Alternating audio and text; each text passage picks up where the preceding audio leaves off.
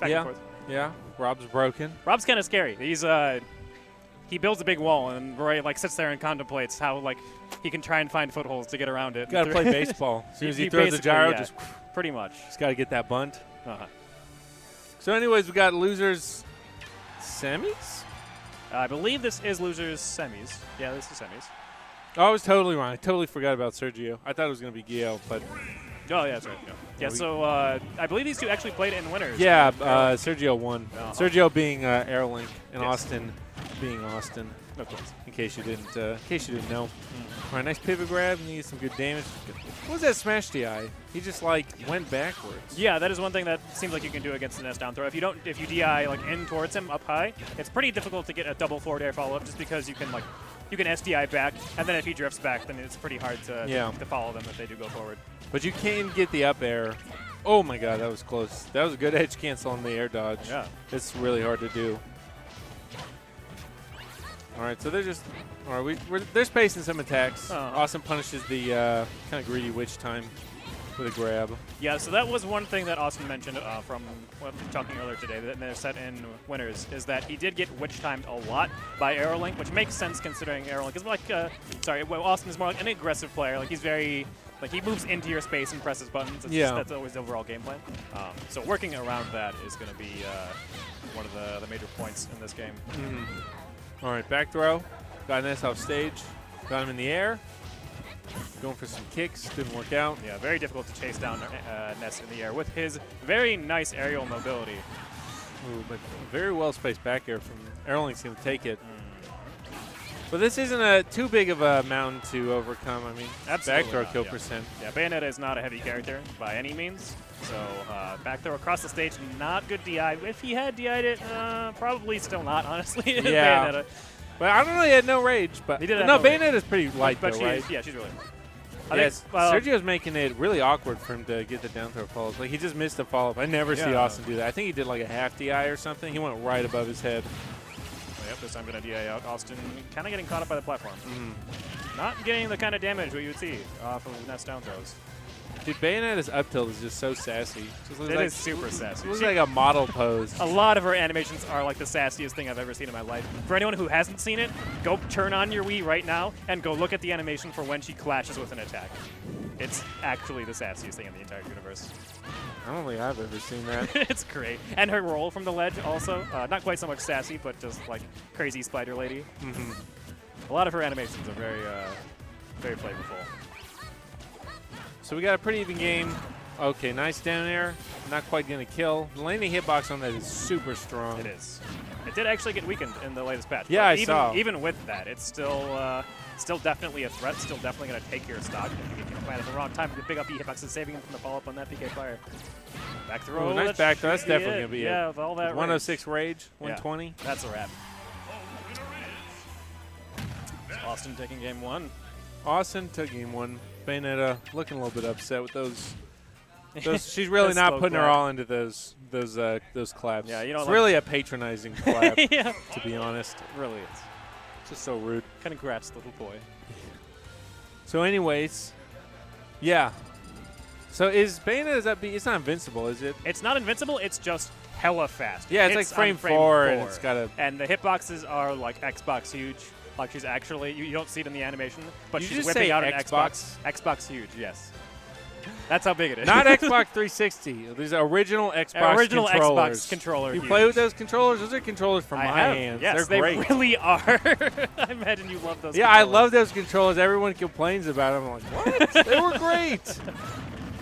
Should like custom make some controllers for you, like just GameCube XLs. Oh, that would be great.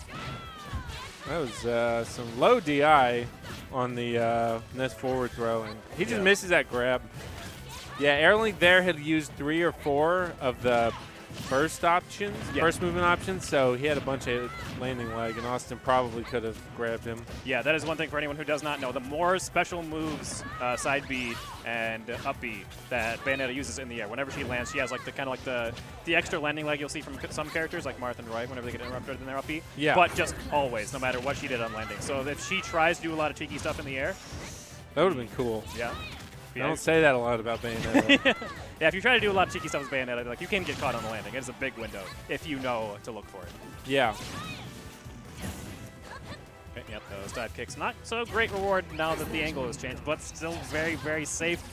Misses the up smash. I don't think, like, it was, he's been using Witch Time a lot, and that was the second one that he's hit, so it's pretty decayed. Yeah, the time definitely decayed. It's Plus, I don't think even if he had hit it, it would have worked, because Awestin had the Nair out, and because it's considered an article, it'll basically always lose That trades. is a thing that can happen, yeah.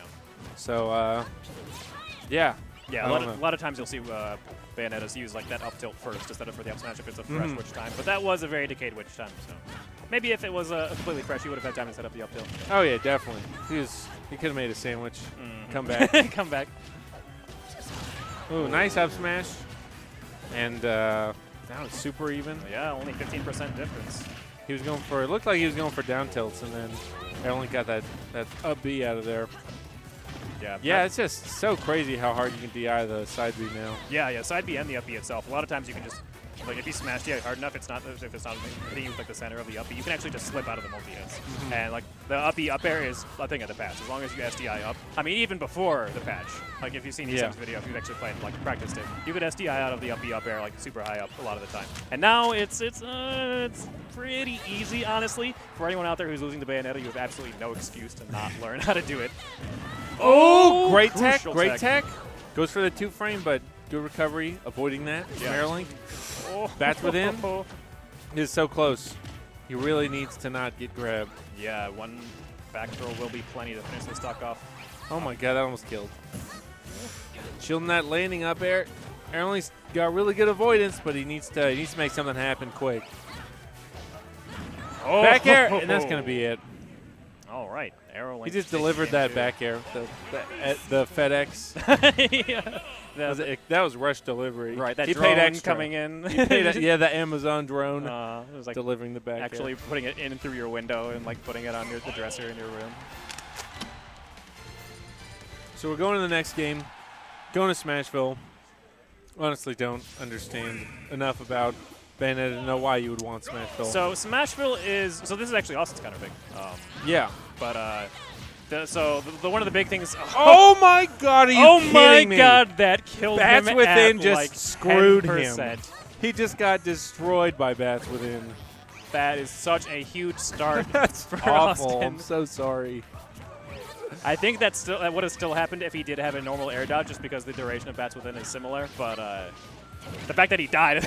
No, he would have gotten hit. When you get hit with Bats Within, that means that it's in the cooldown frames of your air dodge, where most characters are vulnerable. Well, sometimes it's startup, but yeah, most or startup, like the surrounding frames where you're vulnerable with the rest of the cast. Yeah, if he was a normal character, he just got destroyed by Bats Within 1 in 100. Right. For all those times it saved him. That was payback. Getting killed at 40. Good God. But he's playing super careful right now. He does not want to go out like that. Yeah, so on this stage, the big wide opening will be a little bit easier for Bayonetta to set up those dive kicks. But the dive kicks aren't too scary now in this current patch. They were really, really scary before because, she does, like, guaranteed 30 damage to you in previous patch. Yeah. But now since you can DI out of it, she doesn't really get too much. It's still really, really safe, but it's not something she can be doing all the time. That was clutch. I would have been so terrified if I was AeroLink. He was like, if he did that wrong. Yeah, like he shielded after the Witch Time just to make sure. Like, I do not want to get hit by this because that would be the worst game in Smash history. Yep, Ooh. Awestin He's just getting out of there. Up air, not quite going to do it, but AeroLink's taking a lot of percent. He can't even get grabbed now. So he's just going to be jumping around so he doesn't get grabbed. Yeah, going to be spending a lot of time in the air spacing those aerials. Awestin trying to Awestin, hunt the roll. he's so thirsty right now. He's the thirstiest man. The thirst is real. He wants that girl.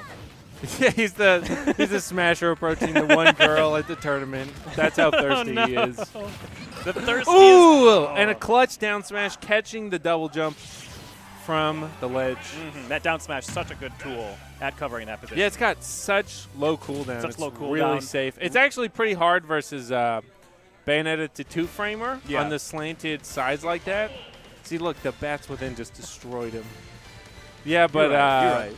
you can't You can't really cover the 2-frame because, like, when the up B slides along, Yeah, the the weird hitboxes hitboxes in this game, it'll just go through the stage and hit you Xbox away. huge, as previously Yes. mentioned. So like, it's very difficult to contest that space around her. Which is one of the reasons why her recovery is so good. If she had like super tiny hitboxes on her up B, like you could contest it, her recovery wouldn't really be that great. Yeah, true. Kind of like the Mac recovery. I mean, she just snapped to the ledge, but you know, it's very obvious when she's going to be using her up B. So if she didn't have that to protect her, a lot of characters would be like, Oh, well, it would be terrible. they'd back air you for days and days. So, anyways, Alex, do you want to be? So we got the Brown Battalion. Yeah, we got the Brown Battalion. What are we going to be? Do you want to be? We can either be the Pale Platoon, The Pale